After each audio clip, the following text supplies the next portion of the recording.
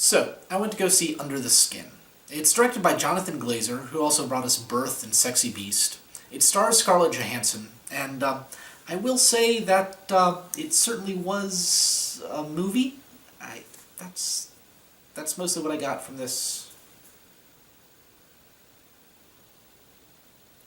So, Under the Skin is based off of a Michael Faber book of the same name, and from what I can find out online, it's a pretty loose adaptation. Basically, Scarlett Johansson plays a member of this group of aliens that are here on Earth for no reason that the film ever tells us. We don't know her name. All that we know is that out of the group of aliens, she's the one that goes around and sort of drives around, finds like single men with no family, no connections, nothing, lures them back to their spaceship, I assume,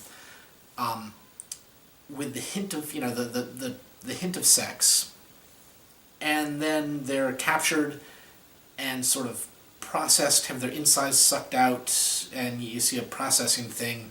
I assume that the humans are being eaten, but nothing's ever really made clear, and that's a general thrust for this entire film. Very little is made clear. It has very, very little dialogue. And, a decent chunk of what is there, dialogue-wise, was actually just Scarlett Johansson sort of talking with actual people, very documentary style, who didn't really know that they were in the film until after the fact. So, yeah, so when there's this dialogue and people are being very confused and, generally helpful to maybe a tourist or things like that, it's because they were fairly confused and just trying to be helpful to maybe a tourist. So, yeah. So, with the distinct lack of dialogue that we have here, the lion's share of the storytelling really falls upon Scarlett Johansson's ability to act, and then Jonathan Glazer's ability to present us with an almost entirely visual film. Thankfully, in both cases, we really lucked out. For one, Scarlett Johansson does a bloody fantastic job in this film. At the start, she goes back and forth between this cold observer and this warm, friendly character with a bit of seductive temptress thrown in, and she does it at the drop of a hat. It's just fantastic. And then later on, she starts getting this real feel of almost sympathy and curiosity, just a very naive curiosity thrown in there. And at the end, you get this real solid sense of isolation and inward-facingness from her. And she does it all with very little dialogue. It's really worth watching. Just a very impressive performance.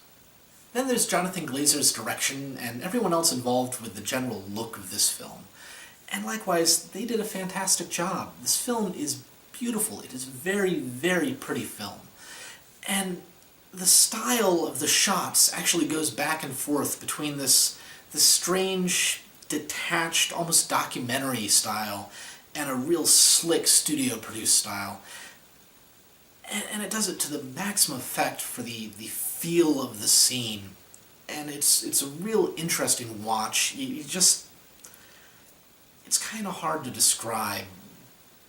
But if you like the look of a film, if that's important to you, kudos. Just kudos, guys. That said, the pace of this movie is incredibly, glacially slow. And if it weren't for the fact that I just couldn't stop watching, I'd be tempted to call it dull or maybe even boring. And then there's the audio. The audio really fits the film. It really enhances the feel of everything that I imagine the director's going for. But it's just this discordant, atonal noise, and it did not help my headache at all. It was painful to hear at times. So, in the end, I really want to like this movie more than I do. And not because it's destined to go down as that film where Scarlett Johansson plays the naked alien. It's so much more than that.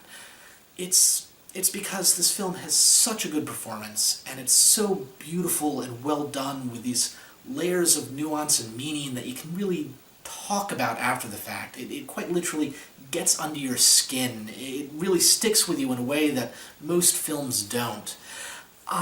Unfortunately, I'm a story person. I love a good story, and this film is really performance, visuals, and meaning with just this thin film of story wrapping everything together, and that's not a satisfying experience for me. And I don't think it's going to be a satisfying experience for most people. This is really not for general consumption. It's too slow, too strange for most people, I think. I liked it, but I didn't love it. It was just decent. Now, if you saw Under the Skin, or if you want to see Under the Skin, please let me know what you thought, like it or not. And until next time, folks, enjoy film.